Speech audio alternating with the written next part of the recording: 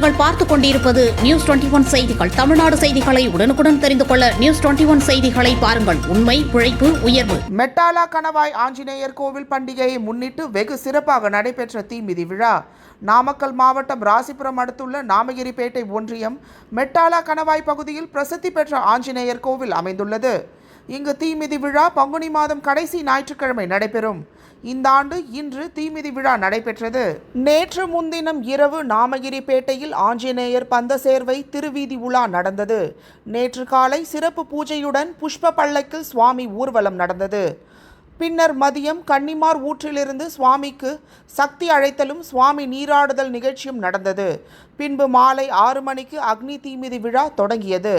முதலில் பூசாரியும் இரண்டாவதாக சுவாமியுடன் பக்தர்களும் இறங்கினர். இந்த திருவிழாவிற்கு சுற்றுப்பகுதியில் உள்ள கிராமங்களிலிருந்து ஆண்கள், பெண்கள் என 1000க்கும் மேற்பட்ட பக்தர்கள் கலந்து கொண்டனர். தீ மிதித்து தங்களது நேர்த்தி கடனை செலுத்தினர்.